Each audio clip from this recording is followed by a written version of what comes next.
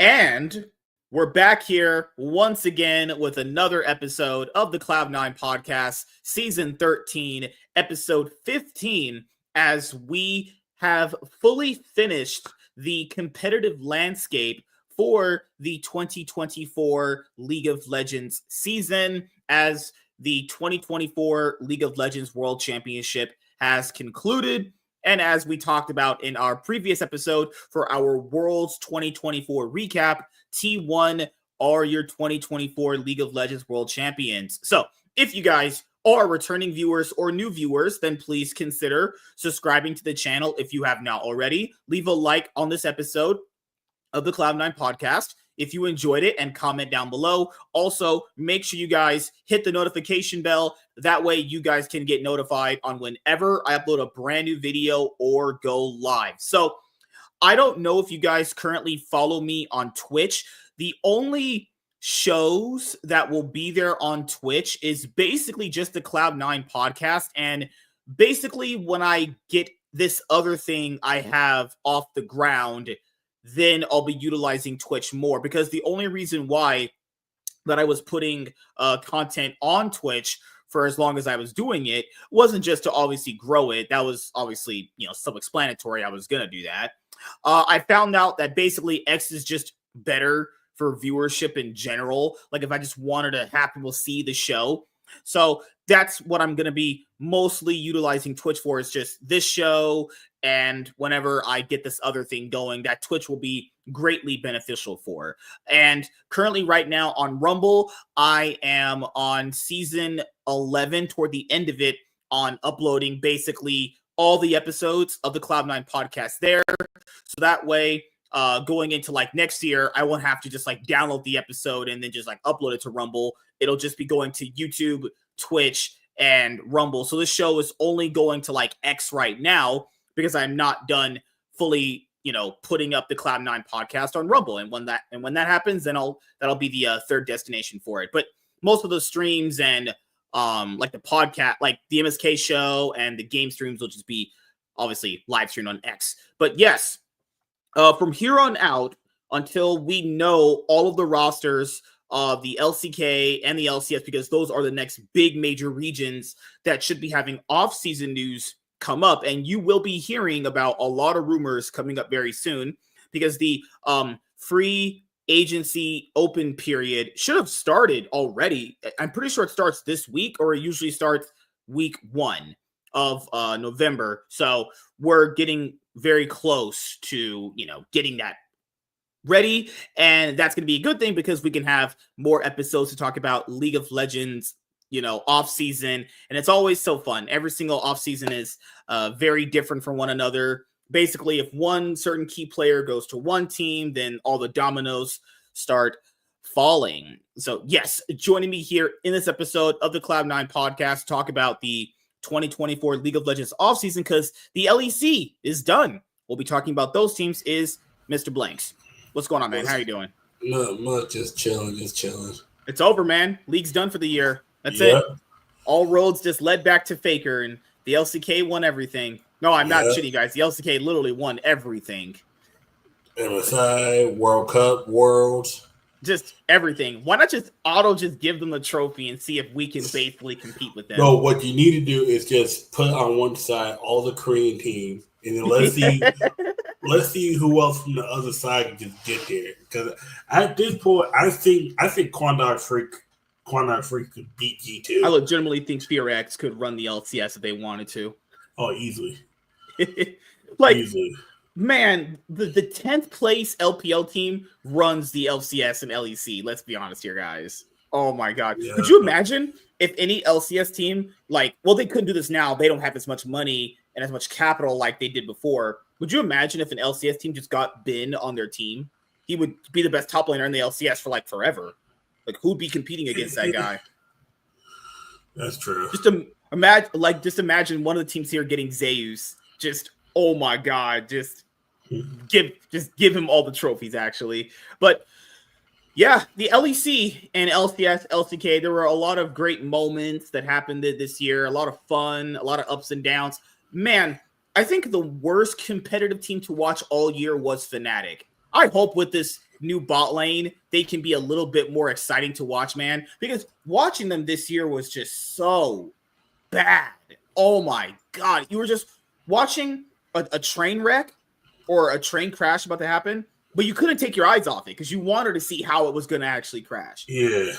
And nothing with the roster ever improved. And I know James's thing is like the coaching staff, but it's like, I've watched all their games. I watch their content. I know these players don't give a fuck what their coaching staff is talking about.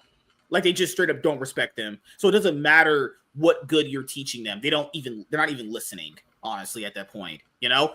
And I think a lot of the LEC has to end up changing like coaching and all that stuff and GMing, but goddamn, just Humanoid is so content with just being second place at this point now. He's like, you know what? I'm second. I'm better than Nook, right? Is that a standard that your franchise player should have? He's better than Nook?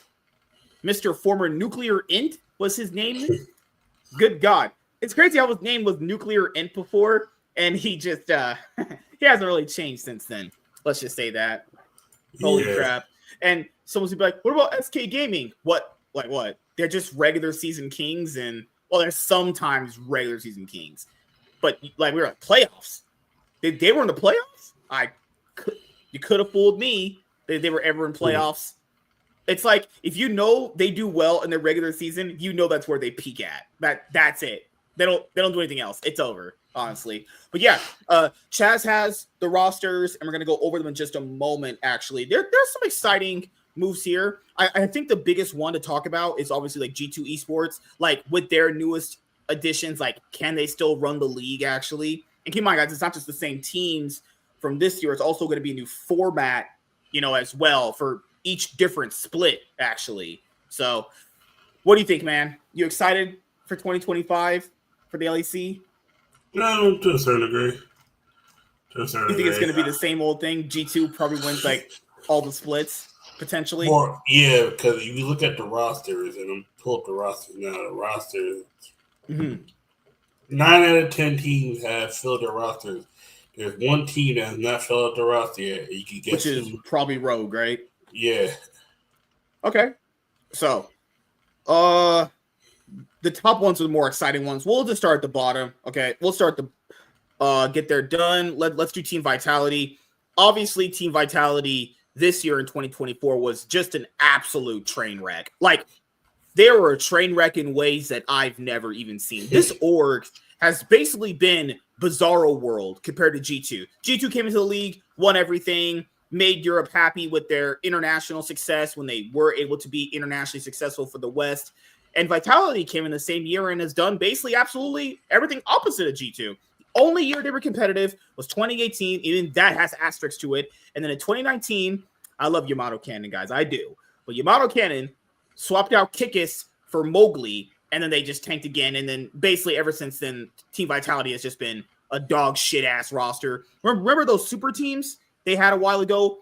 Back in 2022 with Selfmade and Perks, 2023. You remember that roster? They had Neon, Bo, Photon. That was supposed to be a super team. That ended up like they got first place in winter. They got like I think fourth in spring, and then they didn't even make the playoffs in summer. Just completely every split getting progressively worse. It's every single year, man. Like, they have the Mad Lions coaching staff. This org has tried everything. Every combination of like league offseason you can think of, they've done it. They did rookie players with veterans, full rookies, new coaching staff mixed with old coaching staff, previously successful coaching staff. I hate this org, guys. I hope they burn in the deepest parts of hell for making me watch them all these many years.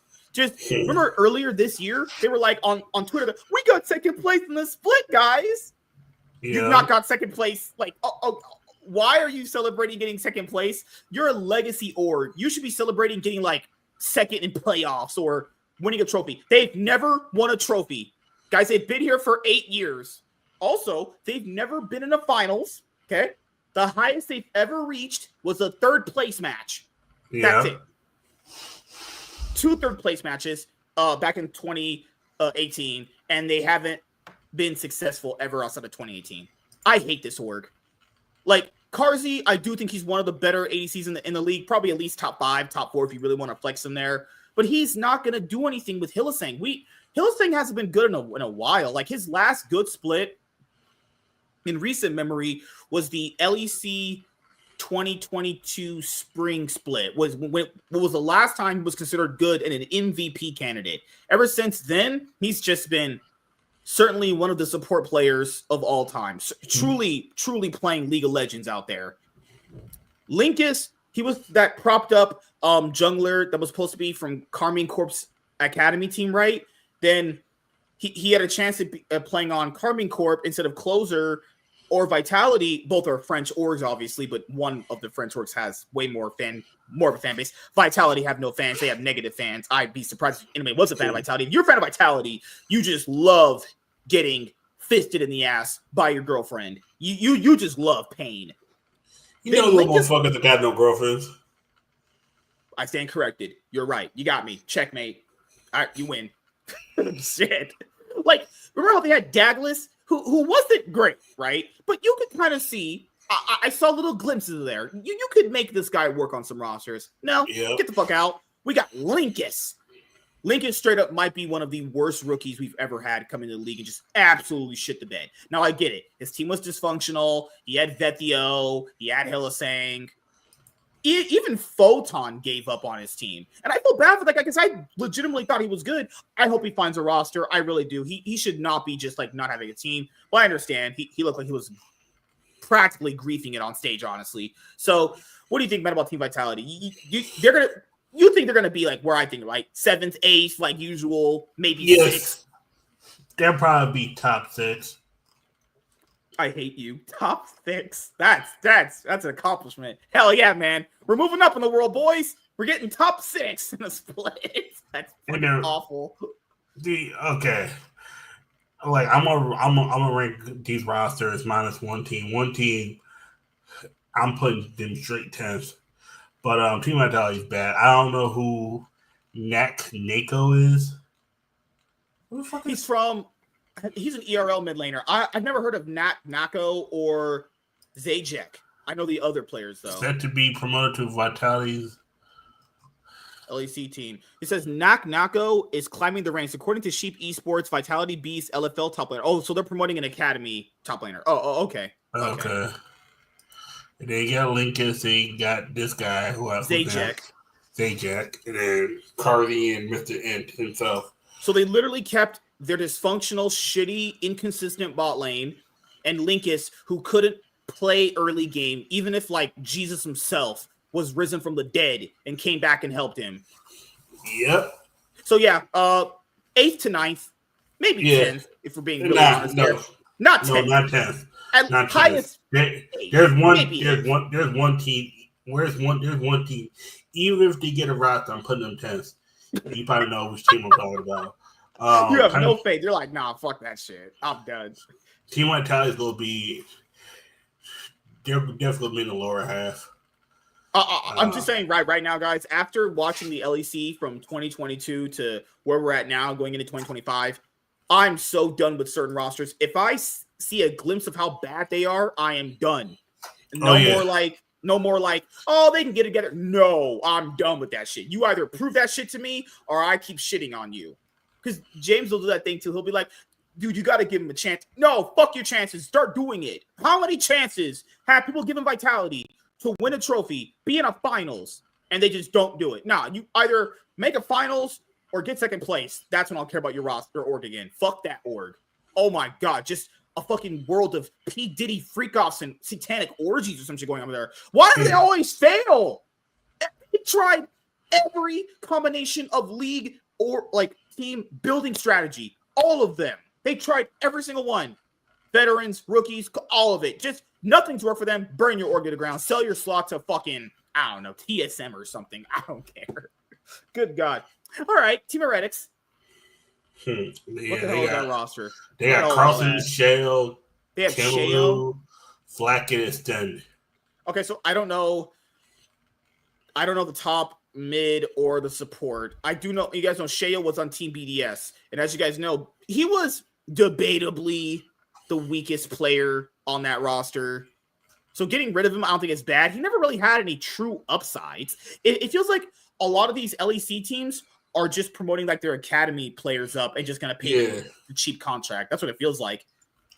Yeah, Carlson, he's being promoted to Team Hyretics.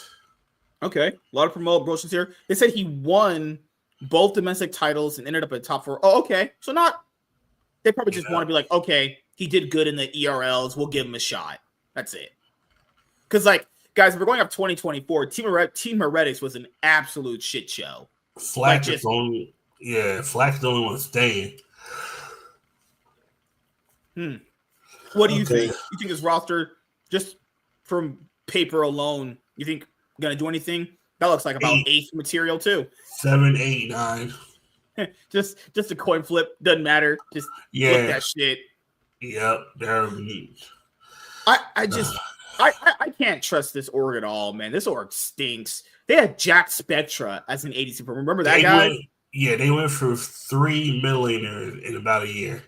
They had Perks, got rid of him, got Zyru. Oh, Zyru was going to be an upgrade. Okay, got rid of him in a year. Remember when you first started watching that Vethio? They had Ruby, Vethio, Perks, Zyru, and now Camilo. You can't keep a mid laner in this org. And then their big roster moves. Robin? Oh yeah, he's the one that jumped all the way up. Oh, he's coming from tier 2. Yeah. Oh no. This has to be for money. This has to be for budget reasons. Yeah. Dominance in LFL Division 2, including MVP titles, Grant earned himself widespread acclaim as the best mid lane in the league. Naturally, this draw testing from several top teams in the LFL and LEC. Okay. So they're basically praising this guy as like the next Caps. And Matt Lyons was looking at him before they got JoJo. Mr. Joseph June, JoJo Peon, Triple J's. Joseph June. Well, we call that nigga Clarence. That's Clarence. That ain't. He better. That motherfucker's a choker. Yep. Okay, let's go to Team BDS. Our Chaz's favorite team to watch in the league, just crash and burn every split. Team BDS, they're the definition of the team that's always there and just never good enough. Like this year, if you had to tell me about their year, they were better than Mad Lions for most of it, but they just couldn't beat G2 when they were 2-0 up. Win one more game, get a fucking final spot, get to Worlds. They go 2-0, and then the chat starts saying G2's 3-2. I'm like, G2's not winning 3 games straight, and then game 5, you're like, burn this whole roster. There should be one. They kept 2 players from last year. 2. Good, yeah. And I'm surprised they kept that one player. Ice is the only player that should have stayed. Everybody else could have been gone. Yeah, like you had the Adam blow-up situation where Stryker benched him, basically kind of cost them that final spot to get in season finals. And, well, not season finals, but potentially cost them to get to Worlds. Like, just, I don't really know how to improve their roster, really. They're like the definition of, like, third-place material. They can probably beat everybody else, be a gatekeeper, but if you're talking about ever them punching above, like, second and first, it's just not going to happen unless they get a meta that's really favorable for them. And I'm saying this about this roster too. Like, look at some, I don't know who Paris is, but I know the rest of these guys. Irrelevant, as you guys know, was SK Gaming's best player. We knew he wasn't going to stay there after dealing with all that bullshit in 2024. Yeah. And, 2023, he was on there too, I think. Yeah. Like, their best player left, and we knew that was going to happen. And I think, do you think he's an upgrade over Adam as far as, like, overall? I think he is. I just don't know how he's going to fit in with his team. I think play style. I think Adam's better. I think he's more aggressive. I think Irrelevant is a smarter, better team oriented player. Yeah. Like I think it's slightly upgrade, but it's not one of those. Yay! It's one of those. It's not a huge difference maker. Like what you said there, it is an upgrade, but it's like, does this put them in like challenging G2. Because if you're BDS and you've did well in that many regular seasons, it really just comes down to the playoffs too. Because remember, even just the summer split, they were second place. They know how to get like third, second in some splits. But you know, you got to do more than that in playoffs. You actually have to win some of these. I'm gonna tell you, Team BDS got good and bad at the same time. They got good by getting irrelevant, but then they got 113. That's 113 was the guy on Astralis. You guys remember that guy is trash. That guy's about as good as Yzma, honestly. Like, and that was the issue with Team BDS. They went up and got better with irrelevant, and then they got 113. That's mean they kind of evened out, and then they got Paris. Now, who the hell is that? Set to be promoted to BDS LLC roster. Okay, so his arrival in the LEC seemed inevitable. According to sources close to Sheep Esports, Paris will be Team BDS's new support for the upcoming LEC season, and Lebrov is free to explore his options. In addition to these two, Team BDS has also reported that Adam and GiantX, Kidu, and Reeker explore offers. That's the weird part. Why did they get rid of the head coach Striker? They got rid of that guy too. Even though I thought he made that team look way better than they should have, honestly. Maybe they were mad about the benching that cost them their season. I think the benching plus them blowing 2-0 leads. The reverse sweeps. Oh my god. Twice this year. Yeah. They got reverse swept a lot. Remember, even when they made the first finals, remember against Mad Lions, reverse sweep. Yeah. They got reverse swept against. You remember XL last year? No. They got a reverse swept when Albertagi just came in and pulled his cock out and told him to suck it. Why are they always getting reverse swept? There's different players on these rosters too. It's not the same people. Limit to LeBron to bend over, just LeBron doesn't do nothing. Just him and Crowning were just getting fucked. You're like, this team's done. Yep. Oh God, man, holy shit! Like, so the roster, they're keeping Nook. People say, "But how do you find someone better?" Guys, the LEC must be complete, absolute trash if you can't find anyone better than Nook. There's no way. There's absolutely no way. There's not somebody better than that guy. There's no way. I refuse to believe it. There are probably Brazilian mid laners that look better than him. He's not good. And the fact that he's the third best, he's not even really third best because he's good. It's because every other better mid laner is literally handicapped with their bad roster. Like, he's not good. He's not impressive. He doesn't carry very well. Doesn't side lane very well. Doesn't do anything very well. He's just averagely consistent. He's like Pole Belter, like what Pole Belter was called back in the day. Yeah. Pole Belter was a player that basically the notion went like this. He could make bad teams worse, but he won't make good teams better. I'm pretty sure that's a saying in sports, obviously. Yeah. He's just a neutralizer. He's just going to make you a little bit more consistent. Nook you don't benefit off him, but he is a. But you won't be last with him, though. You know. Yeah. Like, I'm sorry, you don't win titles with Nook. Nook is a player that if you're comfortable getting third place in splits, cool. Get third place. Playoffs and winning them, yeah, probably not. I do think Ice proved that he was one of the more better ADCs in the league, even having to play with Lebrov. What is this Lebrov love, dude? I swear, I'm not watching the same player these guys are. I think Lebrov is literally not good. But maybe I was wrong. Maybe. You never know. I think with the good... He was good around Crowny. I think what it was too. Go back and look at when he was playing with Crowny. Crowny was a lot. He was passive, and I went back and watched him. Like, when we get to G2, I'm gonna lay out my concerns for G2 when we get there. But LeBron needs a player. He needs an ADC that's aggressive. Yeah. Or I think he also thrives off direction. I don't think he's that support that calls the shots. I mean, Mickey X didn't really do it either, but they trusted Mickey X's mechanics to pull through. No, okay, no. LeBron called the shots, but not the way Mickey X. And Mickey X is like, all right, cool. Hey guys, this is this. Okay, we can pick them off here, but more likely, one of us is going to have to die in order for us to get the play running. It's like when they died, but everybody else was able to survive and won that team fight that one team won the world. Like there's times when Mickey X was going for a peck, he would die, but that'll give enough time for everybody to come and wipe everybody else out.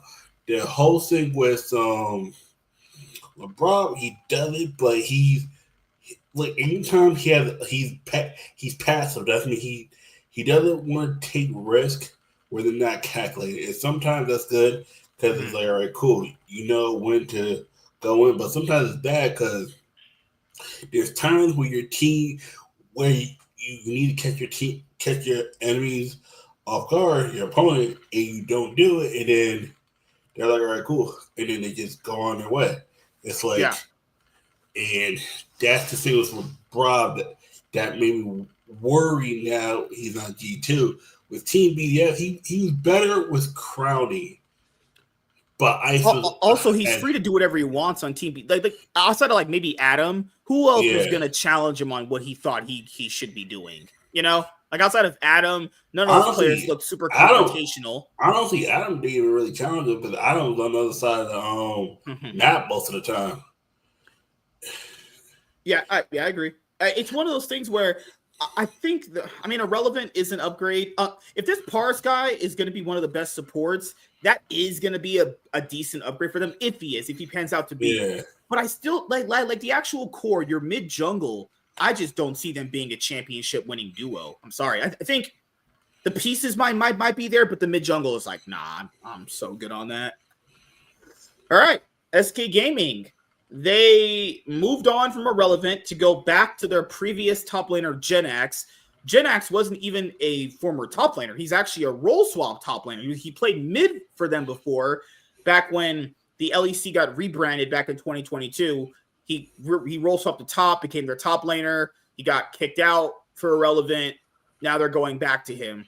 Just a weird relationship this org has with this guy. Yeah. And people saw this guy recently from the winter split where BDS benched, or Team BDS, the coach, benched Adam and they put in GiantX. I'll be honest with you could tell there was a steep decline in play from an Irrelevant event was obviously, you could tell there was a steep decline in play from when Adam was playing versus GiantX. You can tell there was a reason why they moved on from him to Irrelevant. I've seen GiantX play top lane. He's just not that impressive. He's not all that good. Maybe he'll be a decent weak side player. This is a downgrade in every single level because if they thought he was better, well, why not just put him over Irrelevant? No, they clearly saw that Irrelevant was better and wanted him to have a starting spot. Irrelevant just said, my fears on SK Gaming are up. I'm going to BDS because there must not be enough hell to live in that is SK Gaming. Eastma's dog shit. He's just absolute trash. I've never seen a player that trash. Fuck that guy. That guy is booty shit. Reeker was the guy that they ended up replacing Humanoid with in 2022, and then he got kicked out for Nithki the following split because he was absolutely abysmal. This was his. If he does not play well in SK this year, he's done in the LEC. There's not many players that can have. He might be done. Period. The way these regions are like squeezing out teams, he might be done. Period. Yeah, this is his last shot at doing well competitively. He got a literal lifeline for SK, and that's what I said all these orgs like SK should be doing, like the lower ones that have no aspirations for anything. Just grab decent rookie players that you can see upside in. Maybe if they're really good, you build a team around them, or you sell them to the other orgs with more money, which you could do. But they'll usually build like shitty import rosters with shitty imports that don't make any sense anyway. But at last, we have Reeker back in the LEC.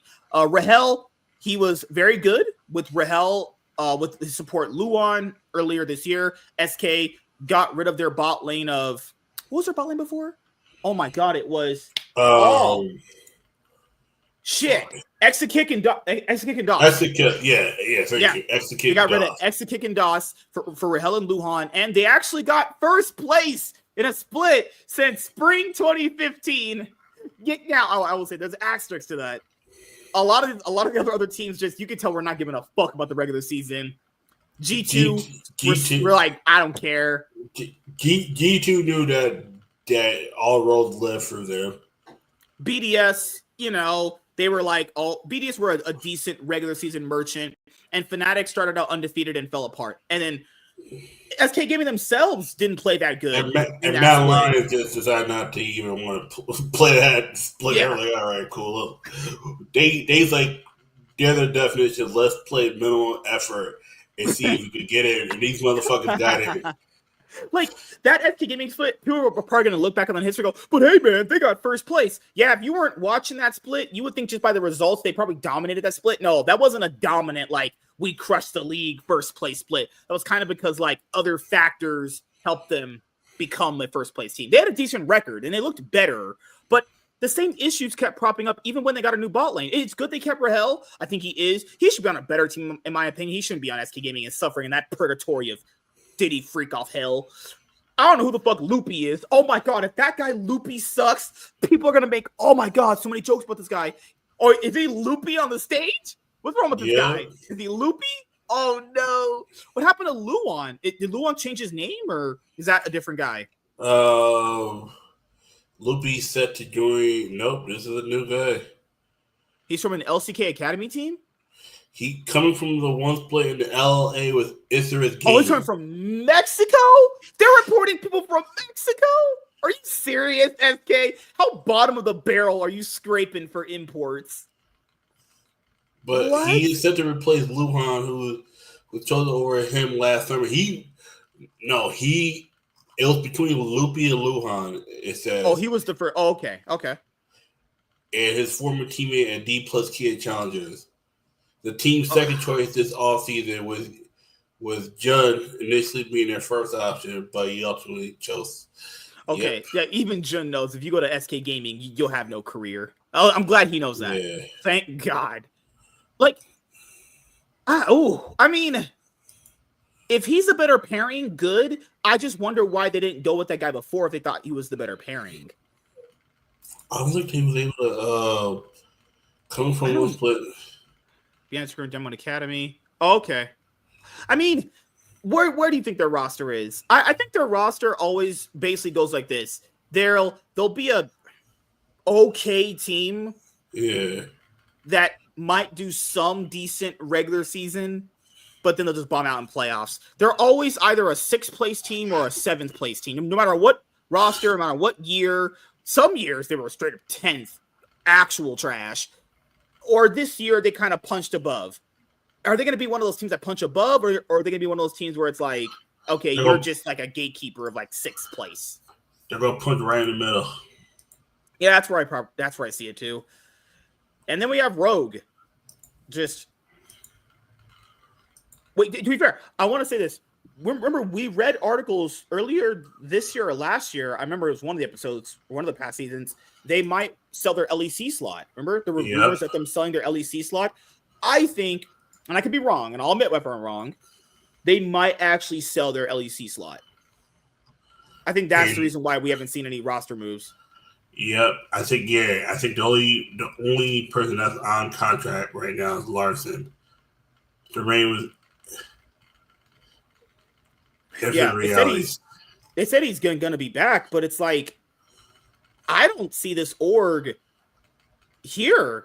Like, usually if they haven't announced a team yet, something's going on. Oh yeah, that's their new name, Infinite Reality, as of now. Oh my god. Their name is God damn, these motherfuckers had a rogue and they just keep fumbling the marketing on this. Because I remember Infinite Reality is their investment group, actually. I think. I could be wrong. No, but yeah, I mean, seeing Rogue this year was just, that hurt my soul. I don't know what the fuck I watched there. This is the 10th place. This is the 10th place team, no matter what. just 10th. Just 10th. Just throw that shit in the actual garbage. Just go 0-9 every split and then just bomb out. Just sell your shit. Championships, the Carmi Corp. They got 0. Remember when the championship points thing was a thing? They got nothing. Yeah. 0. Nada. Yeah. Oh god, they randomly beat G2 in a best way. Oh my god, they're better than G2. It's like, yeah, I remember shut that up, shit. shut up. That means nothing. That was more G2 just not taking them seriously. Remember Seraphine Sona bot lane? Oh, I saw that goodness. shit. I was like, what the fuck is this silver? What's this silver 3? Because that's the shit I be doing. Where I pick Seraphine, I'm like, oh no, I said I'll support, nigga. You're the you're the 80s. I was like, fuck. And then my ADC decided to go pick Sona. Fuck. Okay. All right. And then I gotta tell my teammates, hey guys, yeah, if we run it down, please do not report me. Just report him. Do not report me. Is because with this year in 2024, we saw Larson with other players, and outside of when he had Inspired and Malrong and all those other guys, he's not the guy that like completely 1v9s. He's not that guy.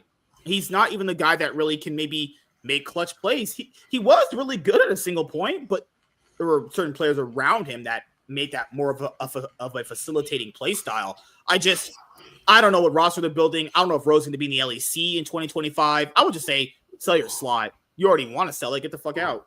Ro was tied for 9th in winter, 9th in spring, and 10th in summer. They were all tied. They were never outright. They were competing for 9th to 10th each split. Like Holy spring was the only time they were outright the worst.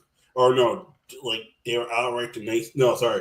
SK was 8th place, and then I think they beat him in a tiebreaker. A tiebreaker, yeah, because Rogue actually beat SK, and there was a chance that Rogue could make it, but they lost the follow-up tiebreaker. They were like, yeah, we think we can actually make playoffs. 2 hours later, just you're out.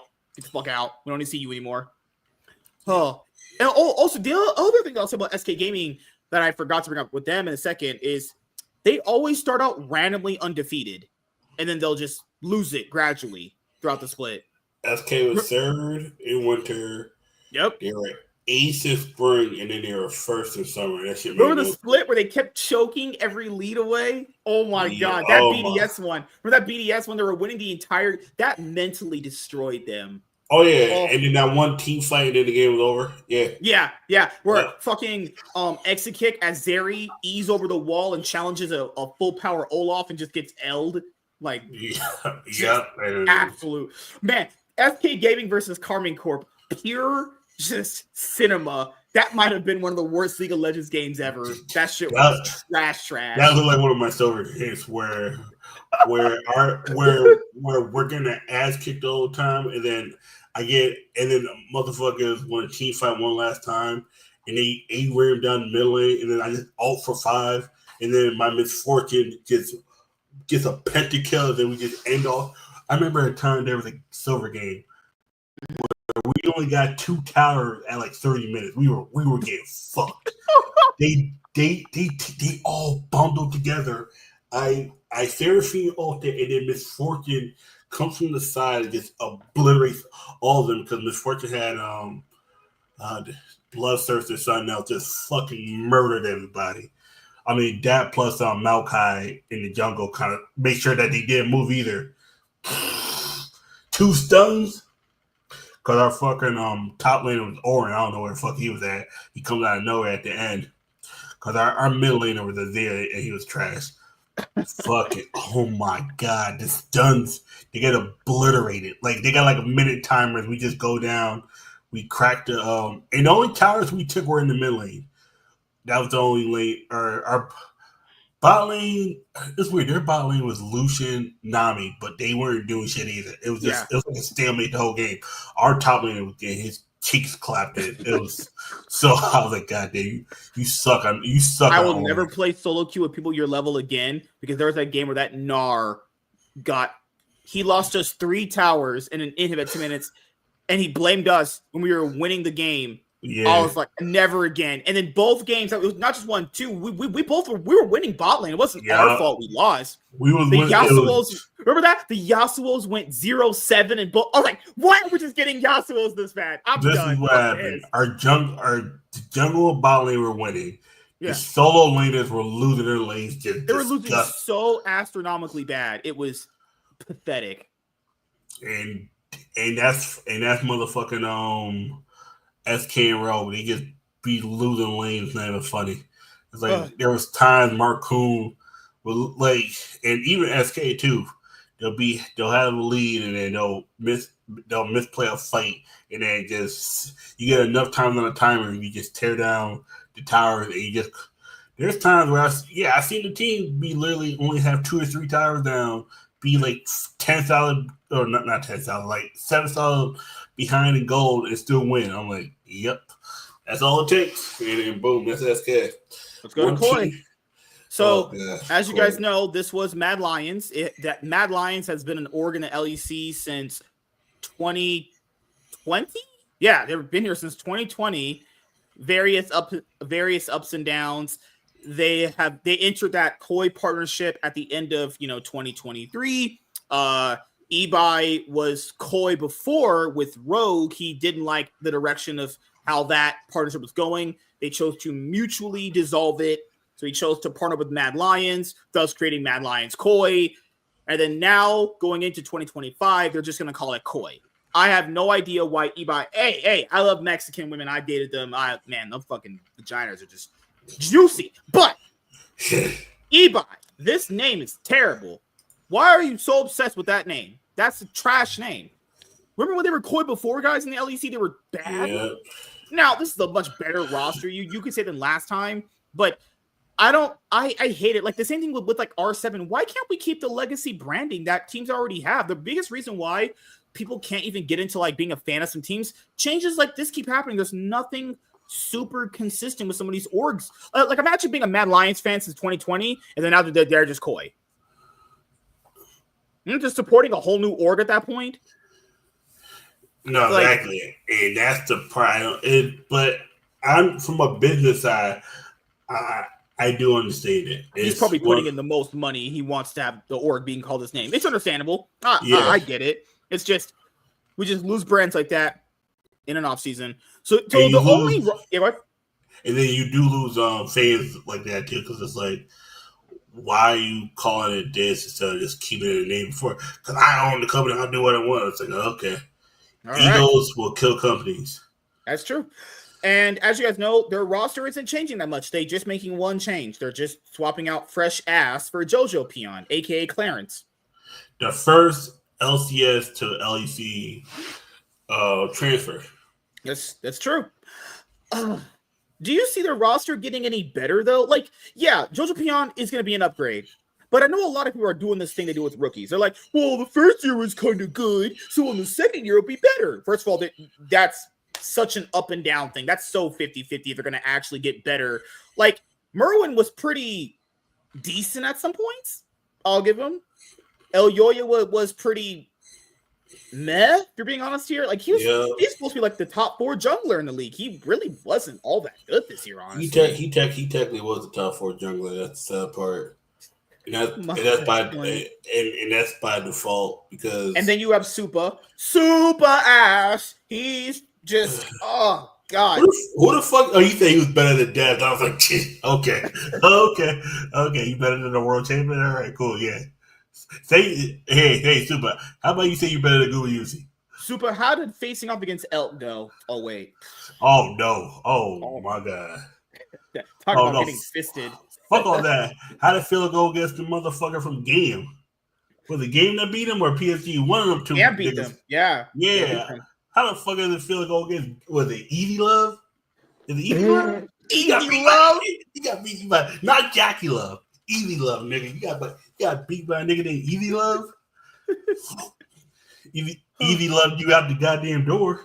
Also, you dropping in your own goddamn region. Yeah, they never even left the LEC studio because Worlds was at Europe this year. Yep. So all these players have been playing in the studio. So it wasn't like, oh, I went to another country and I was nervous. No, you're in your own country. nervous, breaking down. You was just there motherfucking weeks ago getting your cheese clapped by G2 and Fnatic. Oh, God. Like, Alvaro, I think, can be a bright spot. Yeah. I think this probably just puts them at, like, maybe they're competing, I think, with Team BDS, in my opinion, like they were last year. Yeah. But the thing is, at one point, that org fell apart. Remember, they peaked in winter.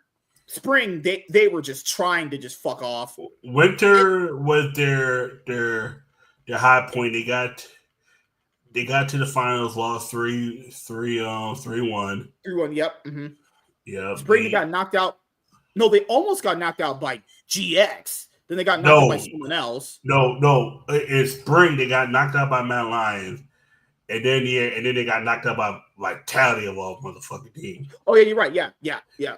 Good God, yeah, like, God damn. Because in summer, they were 1-7 with Frescowi, and they literally almost didn't even make playoffs. They had to go 3-0, and then other factors had to apply there. Yep. Mm-hmm. So, I don't know. Like, does this roster keep up this level of consistency? Because they weren't like a top placing team in the league. Where did they place at with this roster consistently? I know it's second in winter. No, winter.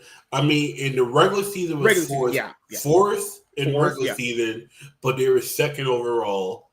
Spring was seventh, but they're around six. Summer they got. I was like, where the fuck were they? Where's summer?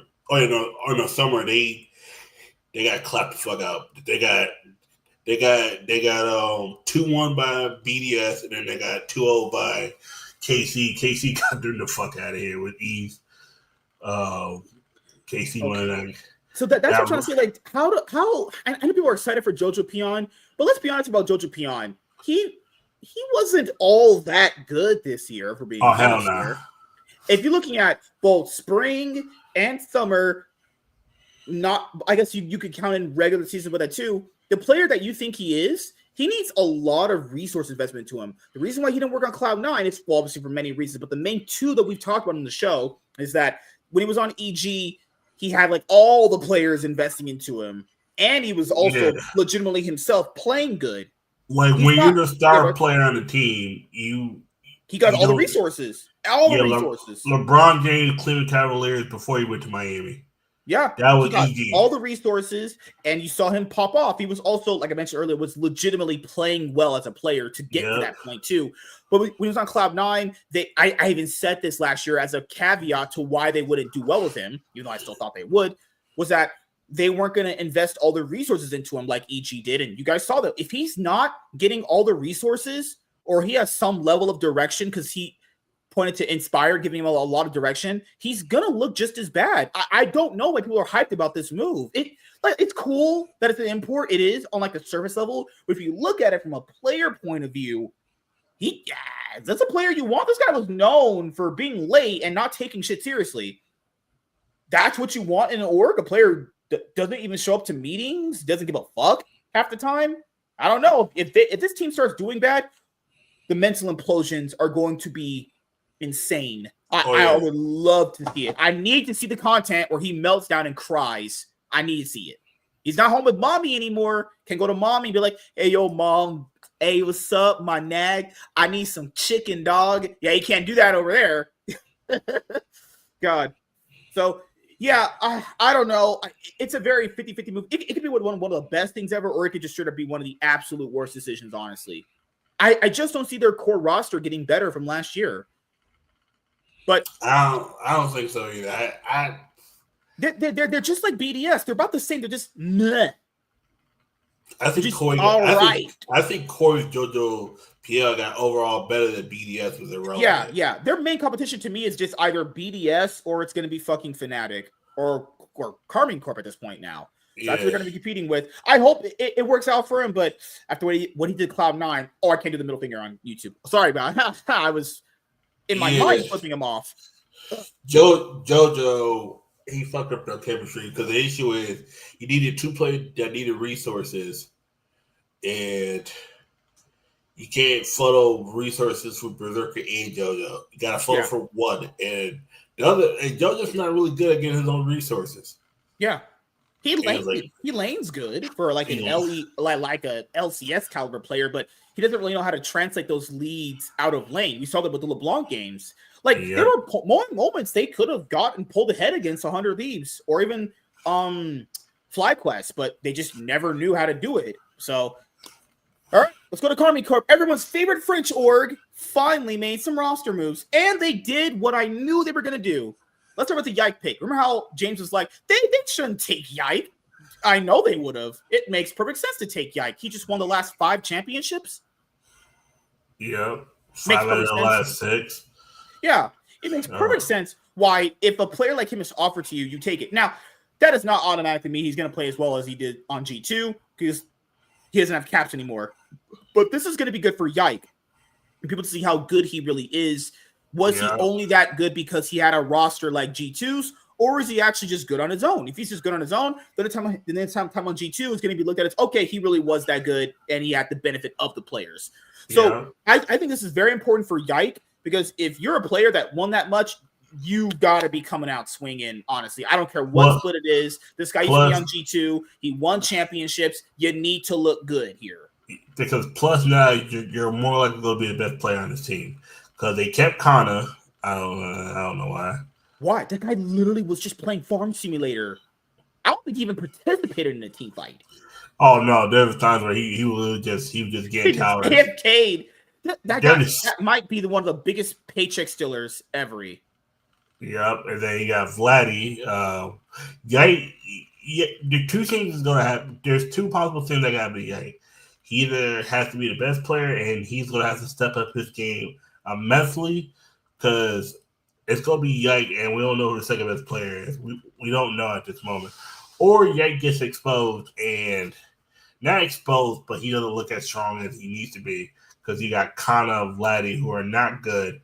That's breaking down Yike's stock, because Yike can only do so much. Yeah, and as you know, because we talked about on the show, sometimes junglers can only look good or as good with the teammates around them. Like they have Vladdy, he was okay.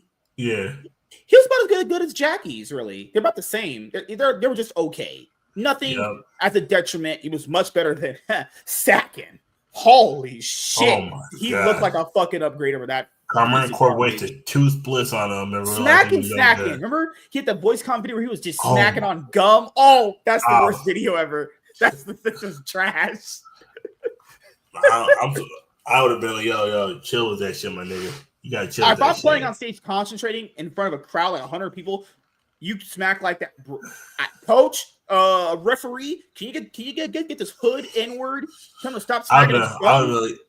Because don't let me be supporting. And I can hear it from a seat down, 2 seats down. I'm like, yo, dude, you gonna have to chill, my nigga. That was the funniest "I will dominate" video. He was like, "I'm just gonna kill myself if I heard that shit on stage." I'm just literally. IW over there about to, find the nearest bridge and just jump. I'm like, yo, my nigga, you gotta chill. This shit crazy. Bro, smacking so loud, like, man, that gum must tasted really good. What kind of gum was that? What kind of gum you eating, motherfucker? You eating that bubble gum shit?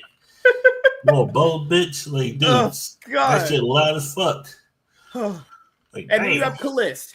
Kalist is supposed to be this big, hyped up ERL 80 carry. They've been cooking up for a while. So basically, long story short, he was too young to compete in the LEC this year. The starting age is 18 now compared to back then when I think it was a bit younger. You have to be 18 now to compete. He was already competing with Targamas when he was younger in the ERLs. ERLs, you can compete at 16 or whatever. You have to wait to promote to LEC if you're 18. So that's the reason why Targamas ended up playing with Upset, actually. So we kind of knew Upset was just a waiting room for Kalist because we knew how much they talked about Kalist on their social media. It's like, oh, Kalist is the best. He just can't do no wrong. He's just a god. So same with Bo to Haru back with Vitality some splits ago. It was just a waiting room. So we knew Upset was going to be off the roster when this guy came in. Like, we knew that was going to happen. And Targamas previously played with Kalist, so you have previous synergy there. But Targamas is trash, guys. You can't tell me you're trying to win a trophy playing with Targamas. Like when we talked about with James here about baby steps, Karma Corp, just try winning having a regular season first. Try getting like second in a split, third, something where you didn't finish last split, right? Try getting like third or fourth. Try maybe getting first. Then do well in playoffs. Maybe get to a finals. Work on getting a trophy. None of that's going to happen with this roster. They might maybe in a split randomly if things really played out their way. They might hit a finals. Maybe get a third place match in a double elimination format or whatever the LEC is doing this year. I have no faith in Targamas. I think he's just a ham. That's Targamas until he starts playing good. That's a whole ass ham. Fuck that guy. That guy is just absolute trash. I feel sorry for Kalist.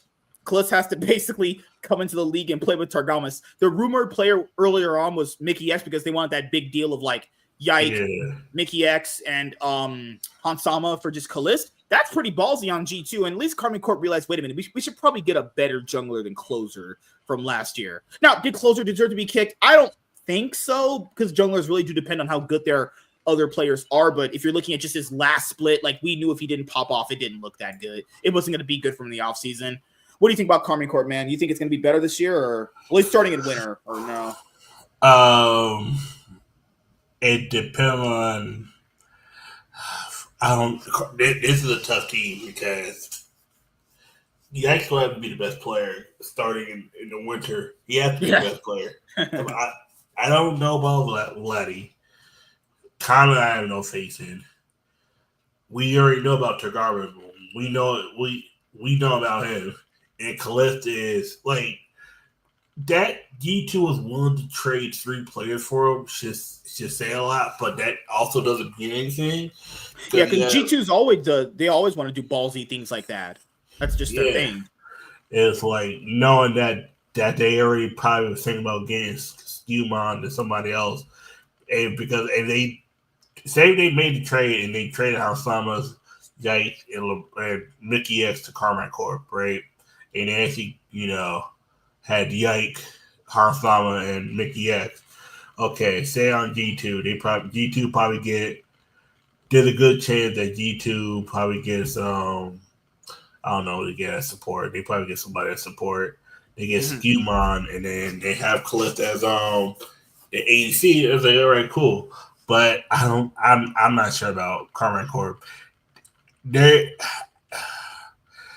Part of me wants to say, because you're even trusting that little guy. You're trusting that new hyped up ERL ADC. I'm trusting him. You know how the French fans are. Like they, him and Yike. Those are the 2 people I have to put my faith in. Vladdy, I have to watch a little more for him, but from him, I have no faith in Kana, and I'm. I was going into discussion with no Kana. It's 4v5. He does not count for anything. Yeah, because he's just gonna be farming minions in the top. It's like, all right, cool. Legend says he's still farming from this year. He's just farming. Shit. Oh my god! Like the French fans, they're very passionate guys, and I imagine they'd be pretty. I mean, they're not gonna be pissed. They literally suck off anything that guy Kameto says. They've been hyping up this guy for a while. He needs to come out himself swinging to justify the hype that they had keeping this guy. Honestly, I don't know how they're gonna really pan out for most of the year. I'm not a prediction. I'm not a fortune teller, but. Yeah. I don't really have faith in that roster either. Like, basically, Kalist has to be this huge, hyped-up prospect, and Yike has to basically survive with these volatile lanes. Yike's pretty much going to have to be the motherfucking carrier of the team. He's going to have to be he's going to have to be fuck. I'm just thinking he's going to be like Carmelo Anthony on the Thunder or something. Yeah, he's going to be Elroy on Core. He's going to have to be motherfucking like Kalista's going to have to be Kyrie Irving, and Yike has to be LeBron James on that 2015 Cavs team. Because Vladdy, after watching a little more, I have no faith in Kana. I have no faith in Karma. That's me. Karma Corp could be as low as Ace. I see them making playoffs. I think Yike has got enough experience. Like now, just does he have a faith in himself? Does he have a faith in his team? He doesn't look like he looks like he has good work ethic, but it's like, but comes out to the team. Part of me wants to say Karma Corp is 6, but part of me also wants to say that they could be top Ace. 4, but Ace. I could honestly see us going so bad for them. They could honestly easily be 8th to 9th. Yeah, I can see that too. I see them making playoffs or whatever the shit is. I think they have a better chance making playoffs with this roster compared to the ones they had before. Oh my, no, that last one is roster. I don't know what the fuck that was. That was, and then they gonna fire Jamal Cam the one split. Okay, that was and then not fire Targamas because Targamas is our franchise player. He's the only support player we wanted this offseason. It got 2 splits, and they almost didn't want to fire Sacken after the spring. You remember that they took a while to fire Sacken? It was like, shit, no, get rid of him. Get rid of him. All right, guys. Corp's the one I think is going to have the most hype, but they're going to be. They're always hyped up. It's just French fans. They hype up anything. You could put a pile of shit on their roster for a mid laner, and they hype that up as the best thing.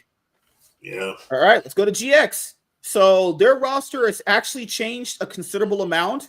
They had ever since only Jackies. So yeah, they're only keeping just Jackies. They got rid of Odawamne earlier in the year for the Antonio, who was a backup ERL. And then they got rid of him. And then he's gone. They gave him like a pity sex fucking spot. Yeah. Hey, you've been here for so long, you've been dedicated. Here's a split when we're basically pretty much cooked as an org anyway. Yep. What a horrible thing to do. And they get season finals mainly because Karma Corp falls 1 game short. They only got season finals because Karma Corp did so egregiously bad in the other splits, it gave them that boost.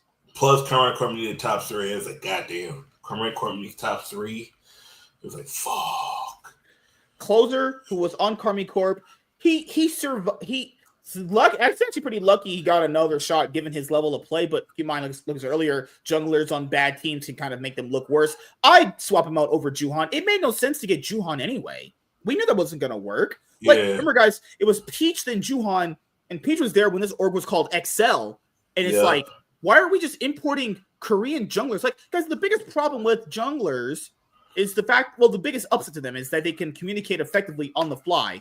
Well, you do not want your Korean import being a jungler where the most basic thing about a jungler is communication. Yeah, and they can't communicate with you because they speak a different language. Now you gotta learn. Now you have to learn some Korean while they have to learn English. And then come on, they had Ignar. Ignar was like, "Watch me," end the season, and he's not on the org anymore. Thank God him and Patrick are not a bot lane anymore. That was so uninspiring to watch throughout last year. Remember, guys, Patrick has been here ever since they were called Excel Esports. Remember that? And then he should have been off this org a long time ago. I have no idea why now all of a sudden they chose to get rid of him.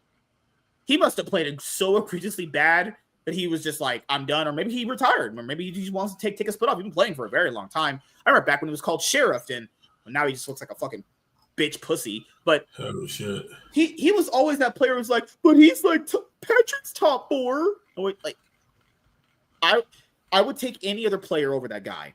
Give me Hansama, give me Upset, give me Supa over that guy. Give me Rahel. He was never like that mega carry ADC a lot of people made him out to be. Yeah, he had a few splits where he did it, but wasn't as consistent. So the new players they're going to be bringing in, they have the Fnatic bot lane. They have Noah and Jun, 2 of the other dysfunctional players on Fnatic. What is their obsession with importing just Koreans on their team? I'll never understand it. Honestly, I have no idea. Their bot lane options were Noah and Jun. Yep. And I think they wanted to keep them 2 together. That's why I was like, because they had Noah signed early. That's me. It was there was a part that they could have got Luhan, but they ended up getting Jun because Jun was. If you're gonna get Noah, why not just keep Ignar with him then? I guess maybe they're relying on the pre-synergy from Fnatic, and it's like, I don't know because it's like, is Noah have better confidence now, or is his confidence still shit? There's less pressure to perform on GX, so if he does start popping off on GX, we're gonna be like, oh my god, Fnatic should never got rid of this guy. Well, it's like, Oh, that's what happens sometimes when you have less pressure. No one cares if GiantX wins or flunks out of splits or fails anyway. No one gives a fuck what they do. So here, he has no pressure. He can just kind of freely perform, good or as bad as he wants to. But this is an upgrade, I will say, over their previous bot lane. How much of an upgrade? I don't really know. That the top laner they have now is Lot. I don't know how good that guy is. He's the only player I haven't seen on the roster, so I can't judge. But hopefully he's a stable weak side player because Closer is not coming up there to gank for your top lane, buddy. All right, G2 Esports. They've won 5 out of the last 6 championships and season finals. For ages, 7 for ages. God damn. 7 trophies for G2. And oh yeah, no more season finals. Just because, yeah. G2 was the only team that ever won season finals. Yep. G2 is the only team to win 4 splits. Or 3 splits in the season finals in the season. And if it wasn't for spring 2023, they would have won everything. Mm-hmm. And actually, it's kind of good that they didn't win spring 2023 because then they would have got fisted by T1 instead of Mad Lions. Man, actually, yeah, them losing against Mad Lions when they did let us see Mad Lions get fisted. Just to the point where Mad Lions was broke for the rest of the year. They They came back to the summer split and just lost everything. So bad. And it still got to Worlds because at least the LEC's dog water. It's like, damn. And you look at it. It's on like the G2 roster, you have 2 roster moves. Screw Lennon's mom, and we have LeBron. I hate that name. Skewmond? LeBron. LeBron James. Yeah. Like, maybe you guys saw a different player. Maybe you guys did. I don't agree with him being a good player. I think he's only good by proxy because the support pool is so weak. Did he play good at some points in the league? Yes. But that was so few. It was never good enough. It's not good enough. Not as consistent as people said. I watched all this guy's. I've watched every game he's ever played. He's not this player people think. I also think pairing him up with Hans Sama is also going to be equally hard because we know how demanding Hans Sama can be as a player. You've heard it from their G2 content. They got a demanding player in lane. So if LeBron ever has to play a roaming support style, that's not going to work out very well for them. Now, will it? I don't think he'll pair up that well with Hans Sama. I just don't think. Maybe I'm wrong. Maybe it could be good. But I just don't. If you just see them both as individual players, I don't see it working out. Then it's not just him joining Hans Sama. It affects the whole team about how he wants to actually play. How does this guy want to play the game? Because how he wanted to play on BDS sure didn't work out. So I don't know how that's going to affect here. I don't know what his purpose here is for. Maybe he's a guy that's supposed to be there, that's supposed to just be the team bitch. Like, I don't know what he's supposed to be here for. He's supposed to be a safe pick. I like Mickey X was the wild card because Mickey X just be a wild card supply. He'll try to engage fights, but he doesn't need to. What the fuck are you doing? Those Nautilus engages were just something of legend. Yeah, got me. Hey, oh my god, dude! I got an ST on Nautilus one time, dude. I got 10 kills with Nautilus in ARAM one time. I was like, damn, these niggas is trash. How the fuck am I getting 10 kills on a Nautilus? I was out here hooking motherfucker. Yo, you remember the time me and you was playing ARAM and I solo killed somebody playing Nautilus? I was like, yo, this nigga's trash. How the fuck you lose a 1v1 versus a Nautilus? If you lose 1v1 to a Nautilus, just throw your computer out the window. Just get that shit out of there. Yeet that shit. But first, delete your account. Delete your account, then throw your computer out the window. Who's to a Nautilus 1v1? What? Oh, I forgot he was playing an ADC. He was playing like Jinx. I was like, oh my goodness. That's just bad. And then the champion with infinite attack speed that can run around you in circles lost to a Nautilus. Please. I Q Alto and then I W to get the shield and I killed him again. And then the motherfucker couldn't move. And then he tried to flash, but I caught him mid flash and it was like, oh yeah, GG's. So this is the thing for G2, which is basically G2 are essentially handicapping themselves to debatably make the league stronger. Or it's to challenge themselves. I believe it's just challenging themselves. I don't think they honestly care if these other teams get better. The reason why you want these other teams to get better in the LEC is so that they can challenge G2. At least in the LCS, maybe the reasons why that FlyQuest and Team Liquid panned out a little bit better than G2 throughout the year was because they were able to challenge each other, FlyQuest and Team Liquid. G2 had like no one that can challenge them. Like, let's be honest here. They said G2 won so much scrims, teams broke down and started crying. Yep. That's bad. Plus FlyQuest and Team Liquid had Cloud9, Dig, 100 Seeds to a certain extent, and who doesn't fucking there's NRG when they weren't griefing to actually play good against them. Like there were six actual teams that could have won the splits. And we don't count IMT or Shopify Blind. Them two niggas don't count. But there were 16 in the LCS that could have won at any moment if their team actually showed the fuck up that day. LEC, even when Fnatic showed the fuck up, it gets to the finals. Show up? I mean, Fnatic did beat G2 in the summer finals. I'll give them that, and this, I'm gonna pull this up. Leaguepedia. This shit. Matter of fact, no. Let me. You're fine. Like that thing you mentioned there. It's like G2. If you're G2 at this point, and there's no one, if they don't get challenged this year, then they just are. Then they must be the most. They have the best coaching staff of all time, apparently. Look at the final for each one. G2 is like the motherfucking Chicago Bulls. When they get to the final, these motherfuckers never go to a game 5. 3-1 versus Mad Lions. 3-1 versus G2. Yeah, Fnatic, yep. And then they 3-0. Think about it. Fnatic beat them 3-2. That finals has an asterisk to it, I'll say, but I agree. It's still 3-2 Fnatic over G2, and then G2 wins 3-0. But keep in mind, that's the finals that Fnatic threw every game. Remember that one? That's the AK Gold League finals. AK, yeah, motherfucker. It was like AK choke artists. And then season finals. 3-1. G2 loses all the way in round 1, and then they get to decide, let's beat GX 3-0. They ended GX's season. They ended BDS's season. And keep in mind, if you're GX, you're like, I had season finals. First opponent G2. Done. Oh, fuck me. Done. Wait, look, because GX thought they was going to face Mad Lion, and it was like, we got G2 guys.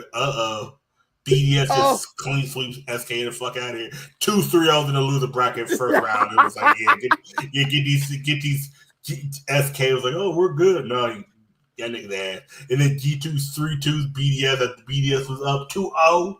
2-0. Reverse sweep. And then they just beat the brakes off Mad Lion. And then they beat the brakes off Fnatic. The real finals was round 3 of Fnatic versus Mad Lions. That was the real final. And then G2 just came back and just 3-1 them. I was like, these motherfuckers never went to a game 5 in the actual finals. The only team to do it for a game 5 was Mad Lions. That's it. Only one that brought them to a game 5 in the first round of the season finals. Yep. What a horrible fucking and Fnatic beat G2 in 5 games. Oh, yeah, the summer split. Yeah, I remember that one. Yeah. But never in the finals. Never a finals. Yeah. Never in the finals. Yeah. It was always 3-1 G2 over Mad Lions, and then 3-1 G2 Fnatic. Spring in finals, and then they get 3-0. 3 fucking 0. And the captain's like, hey, wait, we won? Captain's surprised, like, nigga, like you don't know Fnatic is like nuclear ending. Like, Fnatic. I still can't believe. I will never believe in my brain they lost that finals. That was the freest finals ever. And they threw 8K gold leads every game. All G2 did, if no one remembers, all they did was group up mid, play ARAM, and just fight 5v5 straight to front. Yep. And then Noah just misses when they were just in the... Remember how they won a team fight? Fnatic are lingering around in the fucking red side? Yep. Like, what? Baron fights that just shouldn't have happened. Oscar Innan being in the wrong place. Just playing Renekton was Noah Jen going for the jungle, just face checking. I was like, throw this fucking team at it. Remember after that, he eat over on Ezreal to the wall next to them? Yeah. I was like, GG's. Okay, all right. Mickey X was nuclear ending that whole every series against Mickey X was just ending his ass off.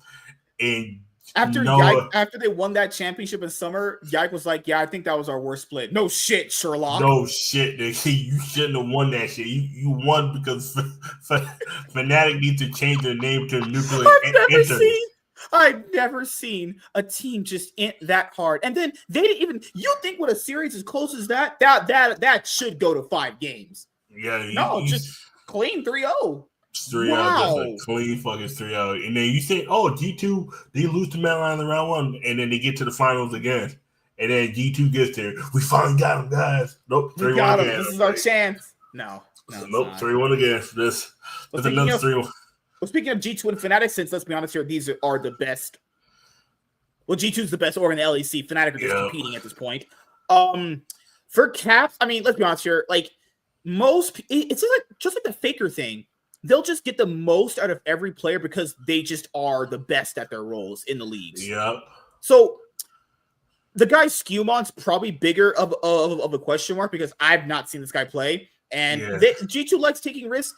If he's slightly better, let's say macro-wiser on the map, he'll look potentially stronger than Yike was for them because Yike had good things about him. He just wasn't exactly smart on the map about how to actually impact the game. Now Caps has to play with a completely different jungler again.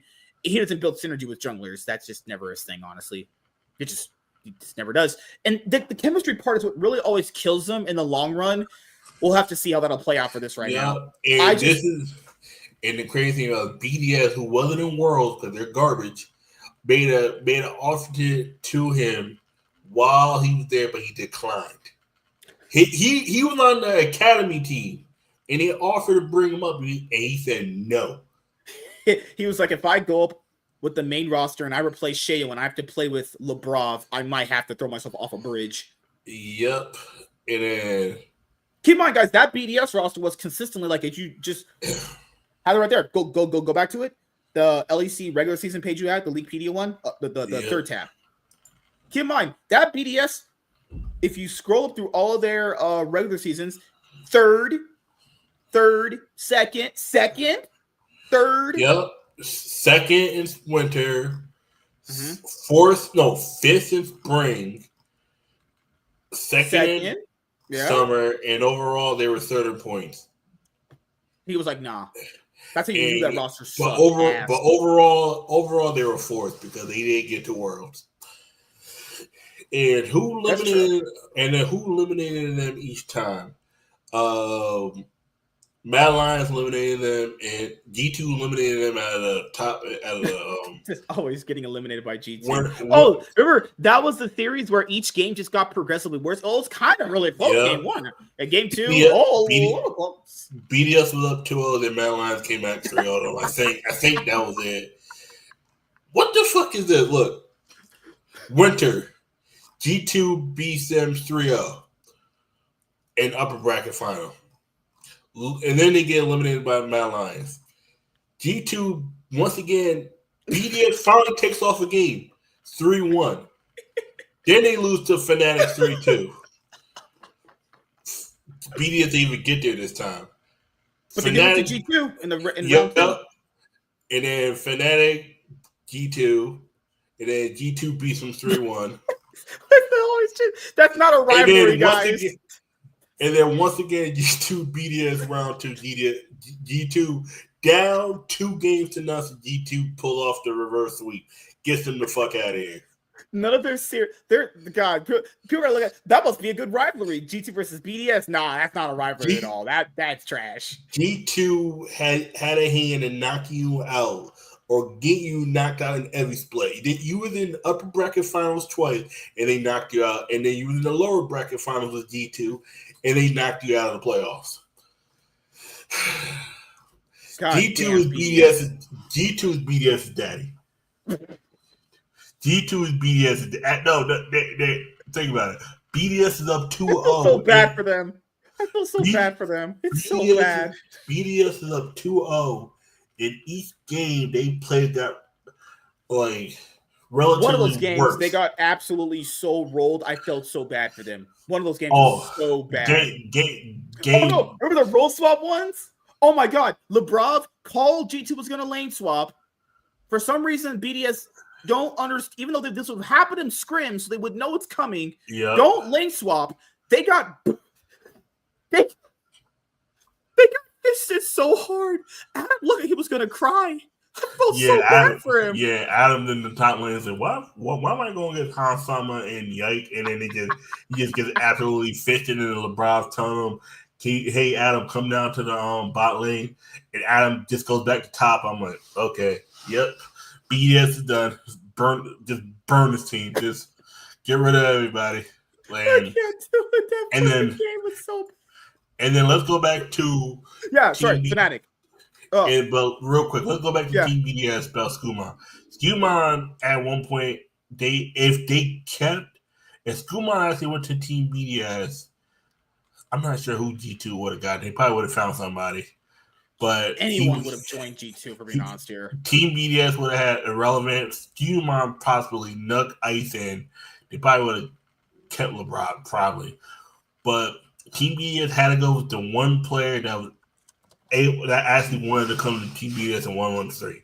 Skumon said no while G2 was still at Worlds because he knew that G2 had interest. And he was like, you know what? I'm going to a better team.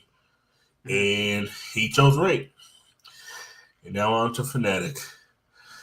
Yeah, so the big offseason goes, I mean, some would say Fnatic won the offseason with these acquisitions, but back in the day, I would probably say that. But Mickey X, okay, I love Mickey. I think he is he has been the best support in the LEC multiple years. Well, not the XL year that he was running it down that year. To be fair, he had to play with Patrick, so that probably speaks for itself.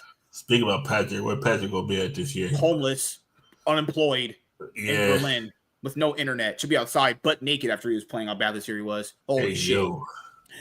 All cock hanging out. No giddy. him and Limit. Oh fuck! Maybe Limit can keep him warm with all his fat. All right, so those winters do get cold in Europe. Upset, as you guys know, Upset was on Fnatic before. And he was upset then. He literally did not want to play with Razork and Humanoid. He had videos like, why are you leaving Fnatic? Someone asked him. He's like, they gave me the worst practice environment. Well, we know he's not talking about Yamato Cannon because he just went on Yamato Cannon's show with I Will Dominate, the sack down.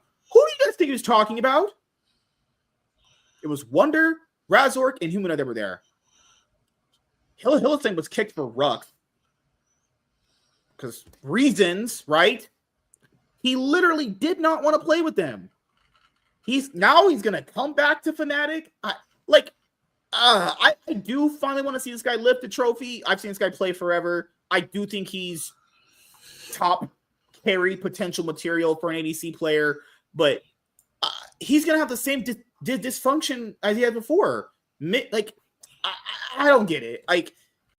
It's probably the only place he could probably land a spot on. Maybe, and to be fair, he's only going to play potentially on rosters that you would think you could win a trophy on, right? But he didn't like playing with these guys before. They mostly have to put all their eggs in the Upset basket. That's the reason why they won a lot of their games with him back in 2022. It's just, man, if they start losing like the way they did this year, this guy's brain's going to explode. I truly just don't get why he's coming back. Mickey X with him, even that, does that sound good, like a good bot lane to you, dude? Mickey X and Upset? Mickey X, Upset Mickey X sounds like that's the thing. That's like, is that even better than what they had before? That's the opposite. Like kept what you had before. That's the opposite of Harslam and LeBron, where it's when you're thinking about it, you're like, I could see it working out. I like the peak if it really starts popping off. Like Upset Mickey X might be even worse than Hansama and Lebrov. Like if Mickey X starts inting the way he did, Upset is. I think, but with Mickey X, is always he always finds a way to be impactful. He doesn't int when it's needed. He doesn't int when it's not needed. He ends when it's needed to get some. Sometimes he just makes bad mistakes, but everyone makes bad mistakes. Humanoid is the one that everyone needs to look out for. But I don't have faith in Upset. We seen that motherfucker play last year. This motherfucker got cursed out by Hansama. Didn't want to shake his hand, act like Hansama did. Like, Hansama was beating you in screams. Just give him a fist bump. It's not that bad. He was beating you and that's why they always had Hansama go last. Because he would just walk right past him. And Hansama was upset. after losing. And then guess what? We was in goddamn chat like upset, acting like a little upset because he trash. He out there playing with garbage ass Targamas. No, my god. No, not Targamas. What the fuck was he playing with last year? No, it was Targamas. He was playing with garbage ass. Yeah, he was. No. Yeah. Upset and Targamas was not going to work. At all. Yep. Yeah, he was playing with garbage ass Targamas. I'd be upset too. He took a break from playing so he could be. He eventually got the spot. Who did he play for in 2023? I forgot. Did he ever come back? Oh, the Vitality crashed out there. Remember? Yeah. Oh yeah. He replaced Neon. Yup. And then this guy's bounced around between. I mean, this guy's bounced around between so many teams, man. That's when they got coming back is desperation, if we're being honest here. Like, he did replace Reckless, and he did better than people thought. And I knew he'd do good over Reckless too, but it wasn't. They still didn't win with him, you know. Nope. He just wasn't a detriment like people thought he was. But guys, unless they do the whole. He's going to basically have to be what Doublelift was back when Doublelift was playing. All the eggs go in the basket of the ADC. We play around him, and we let him carry the game. He gets all the resources. Good Lord. Razor can humanize dysfunctional nature. I can't see him liking this anymore. Maybe he made up with them. Maybe they had some sort of like exchange, but this guy didn't want to play with these guys before. The only difference now is just Oscar Wren and Mickey EX. That's it. That's the only difference. Yeah. Like, do you think Fnatic break their curse of not winning a trophy ever since 2018 spring? 19, 20, 1, 2, 3, 4. If they don't win a title in 2025, it'd be 7 years without a trophy. I think it's the other way around. I don't think Fnatic gets to a finals. That's a hot take. Woo! I think they get close and they. I think they make one finals at least. Which one? Shit. Which one? Oh, fuck. If I think Fnatic. I do. Maybe have in Fnatic, spring. I do have Fnatic getting to Worlds. That's like the third seed. Because G2. Do you think G2 is still going to run the league? I think. I think G2 is going to run the league, but it's going to be a lot closer. G2 won't win every split. I think this is the year they start not winning as many splits. I just don't trust the Lebrov move. I'm sorry, guys. I don't trust it. If he comes out swinging, I'll out in the first split and they win that first split. I'll be like, hey, I was wrong. But if he starts slipping up, I'm about to be like, I kind of predicted for that. But the issue is I can't definitively say there's another team. I think the only other team I think that can win a split is Koi. I think this is 2023 all over again. The only two teams I can definitively say right now I have faith in is G2 and Koi. GiantX looks promising. I don't know about Lot.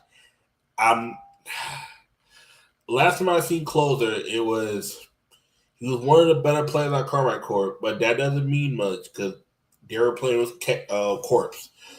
The Corpse is on that damn team. Because last year, Closer had to be the motherfucking best player. Look at Current Corp's team from last year. Kana, Closer, Vladdy, Upset, Targamas. Mm-hmm. They ain't no in hell Closer ain't the best motherfucking player on that team. Because the second best player is Upset. You know the fucked up part? The third best player on the team, it was between Kana and Targamas. Unless you put Vladdy as the third best team from last year. From Current Court. It's like, and you know how Fnatic fans are right now. They're very, very angry that they haven't been winning, or even are like, because I understand that sometimes a second place team, even if you don't win against that other first place team, at least if you're very, very close, it could mean something. Because you're like, oh, I was just this off from guys. There were finals where G2 were just destroying them. And 3-1, 3. They couldn't even push G2 into a game 5. They push them. In the upper bracket final, they'll beat them, and they get to the final against 3-0 clap. Just like butt naked, booty, butt cheeks clap. Like that's what Nook does to. That's what Cap does to Nook. Yeah, Cap just takes out the strap on. I just be telling niggas to take that. Take that from Caps. Caps, recaps with caps and no caps. Like got a caps on. It's like, guess what? Caps is gonna put a cap in your ass. That's what Cap doing to everybody in the goddamn league. Humanoid is his main bitch. Yeah, Humanoid just accepts that. Hey, Humanoid's like, I'm getting this massive contract from Fnatic. I made the bag. I made it. Yep. And then I'm just cool being second place. And what the sad part about it, you can see this motherfucking S13E16 series. You can see when the goalie went from 8-star to 5-star, this motherfucker was soft-ended. He was literally he leaned into a fight and get caught first. I'm like, oh, okay, this nigga's throwing. He's throwing. He's throwing. Okay, all right. Hey, guys, gotta enter. Reporter. It's like, and you see it go. If we ever get time, gotta go back and watch that 3-0 series. You can just see Human just like Noah and Jim weren't throwing. They were just doing some dumbass mistakes. Noah was, I don't know what the fuck Noah was doing. Him and Jim should have no reason to go for a jungle by themselves. Oh, let me face check. Nigga, what? Oh, God. Human was just straight soft empty. Just in a team fight, this motherfucker would take 2 steps ahead when he shouldn't have. Oscar he would engage at moments where it made absolutely no sense. Yup. And then they're going to pair that with upset again. Guys, I'll be honest here. If this Fnatic team is second place, it's only second place based off players alone. It's not based off of like anything else. Exactly. And that's the same too. It's like, because if I compare Fnatic G2, top lane Broken Blade, Fnatic Razork, mid Caps, ADC Hansama, support Mickey X. It's like it's 3-2 G2, but once again, like as always is, but it's a lot closer now. Razork is, we haven't seen Skewmont. That's when we gotta put Razork Skewmont. We seen BB just break Oscar in his back. Like Oscar, with it, buddy. What's up, folks? Possible in the new LCS to have 3 Latin American teams: Lion, Pain, Loud. No. They announced it. You're gonna get Lion, but Pain and Loud are gonna be in the Brazil conference. And I told people this: if they have a more consistently better English stream for the South America conference, I'll watch it. We'll do shows about the Brazilian league. I don't mind it. I'm even going to start a TikTok very soon. I download the app. I have the account. I'll put out some league content over there. But there's a possibility that 3 Latin American teams could get out, and I can break that down. Oh, wouldn't that be just? Because yikes! Oh yeah, based off of like them, fighting each other. Yeah, that's possible. Imagine that. Our world's teams for America is a fucking Spanish team and a fucking Brazilian team. Yeah, they're okay because Loud and Pain Gaming are in a lot. Like one, okay, for it to be 3 teams. Lion Gaming is in the northern region. They would have to win the split. And then it would have to be Pain or Loud win the southern split. And then whoever is third, Imagine that world. They're the possible. They're the possible. Given that it's LCS, it's all. You know another disgusting thing, man? The LCS had all of this legacy, and Riot just went, cool, it's gone. Yep, just threw it right in the fucking. And the way it ended, but was Windians. It wasn't even Windians. God. And the last time we had an LCS team in the world, FlyQuest almost knocked out Genji. What a crazy year this was for the LCS. Just random. Yep. God. Hey, at least Team Liquid crushed Fnatic when they did. Think about a bunch of firsts this year. We had Team Liquid come back win. We had FlyQuest win their first and only LCS split. Well, 100 Seas bombs out goddamn Worlds, lose to an R7 team, and then don't even make it to the playing stage. That shit's crazy. Cloud9 ultimately built the mega team and just ultimately fail. IMT just being absolute dog shit. Like, stop. Like, NRG who went from being top 8 in world to no longer being a team in one fucking year. How do you do that? They only came in for the money of the revenue share, cashed out a year later, and then just left. Like they think about it. They bought out CLG's spot, win the split, get top 8 in worlds. Mm-hmm. Next year, we're absolute dog shit. Take the money and run. All in one. That's a robbery. That's an actual riot. Just imagine that. Come in, win a split, get top 8, come next year, get the revenue share, then dip. Energy are actual C's. They actually give me a loop. What's the saying that God. Yeah, the heist. Oh, Energy they're actually pulling off the heist. Yeah, Energy actually pulled off the heist. They stole a split. Like, if you ever seen the show Leverage, they stole a split. They stole a championship. They stole a top 8 spot. It was like they just disappeared. Hey, I think the viewership on the Brazilian side. Hey, when I start the TikTok up and I start making a little bit of content on everything I love, hey, we'll do shows if it's just CB LOL, but it has to have a good English broadcast, or we just watch it in subtitles. We just do that. I could do that if it's English subtitles. I'm sorry, guy, I couldn't do those girls. They say suck ass. They just bad. Sorry. I'm gonna give you an update on some teams. Isra signed Jose Dodo as their jungler. Shopify Rebellion has, of course, they have Fudge. They have contracts as a jungler. It was rumored to be Niski for the mid lane, but it's rumored that he might actually take a break from pro play. Yeah. So we're waiting on that right now.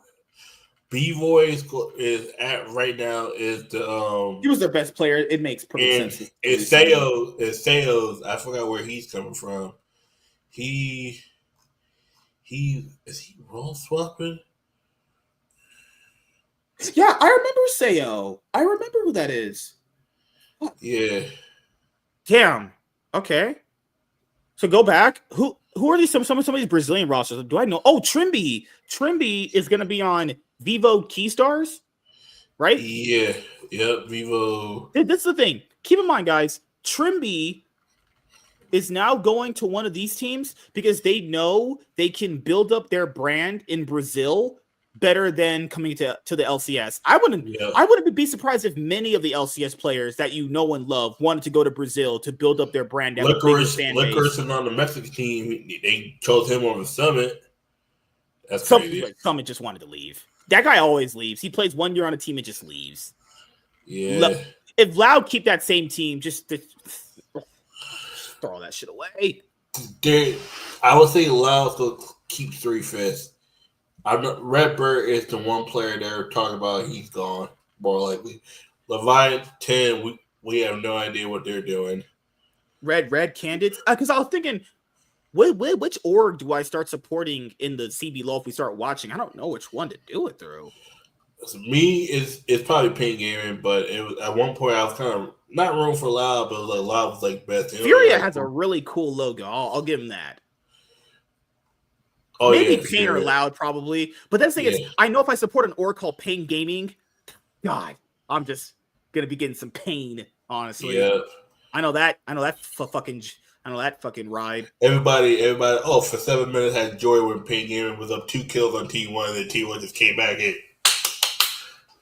clap the cheeks. You got who's boss here? You know who the real champions are. Yeah, definitely when the middle it just kept doing regular shit. You're like, from their point of view, oh yeah, we do that all the time where we're overly aggressive, and then T1 just look at them like, okay, and then just clap them like they just waited for Pingy to be overly aggressive and then just capitalize. It was like, oh yeah, let's team fight. We're down 2 players, but let's team fight anyway. All right. So that's us going over the 2024 League of Legends offseason rosters for the LEC. pretty much all of them are completed except for Rogue, who we don't know if they're going to sell their slot or they're just going to go full budget. Most of these rosters are just going full budget, or they're just promoting academy players. Rogue technically is, but they're going through the whole process of changing their name and that. And then this is what I think is going to happen. I think Rogue's going to be Infinite Gaming. They might be I think they can't be IG unless they have to change it in a way where they might keep the Rogue name for 1 more year and then completely sell out because they got about 2 months before the winter split starts. But I don't know if it doesn't even matter. It doesn't matter if they're Infinite Reality or if they're Rogue. We know they're not gonna matter. LSE can just play with 9 teams because playing with Rogue, you might as well just play with 9 teams because I don't understand why it's 8. It could just be 8 teams, honestly. Because them motherfuckers literally were the only they were the only team with 0 points. They didn't get shit. Karma Corp at least got 90 in summer. Like Rogue ain't get shit. Mm-hmm. Like that's the crazy part. Team Vitality at least got 115. Rogue was the only team not to get 1 season like championship point. Like damn.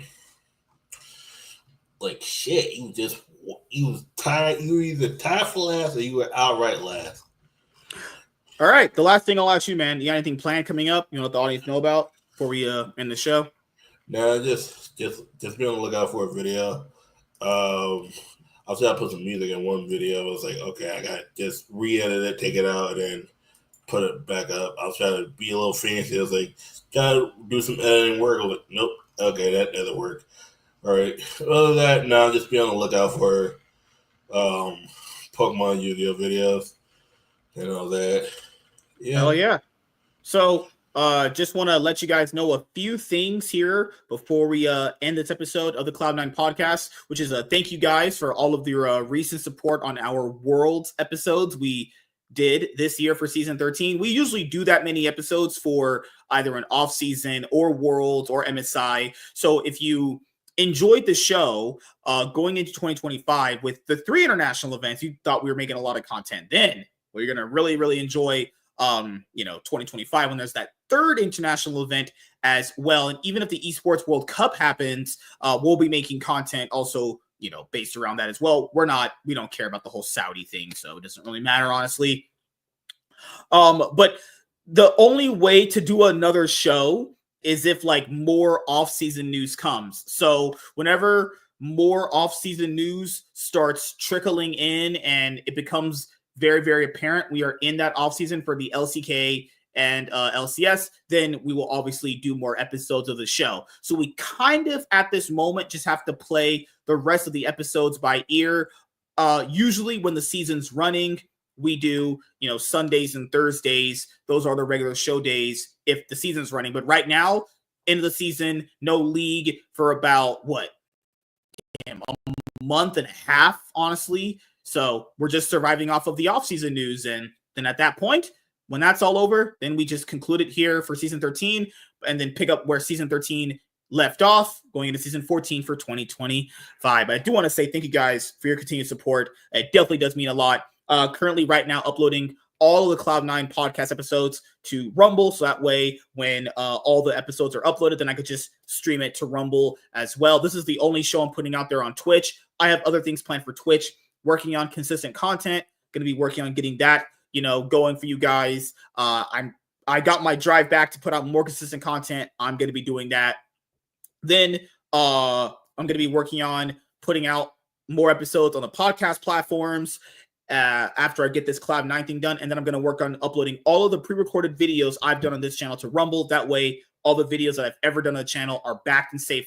So that way, when I ever release new videos, they'll go straight to YouTube and they'll go straight to Rumble after that. So I want everything all synced up going into 2025. That's why I'm working endlessly to get all of this stuff ready for you guys. But yeah, thank you guys for checking out this episode of the Cloud9 podcast. Make sure to leave a like, comment down below, hit the notification bell, and subscribe to the channel if you have not already. Hope you guys had a great weekend, and we will see you guys later. Have a great night, everybody.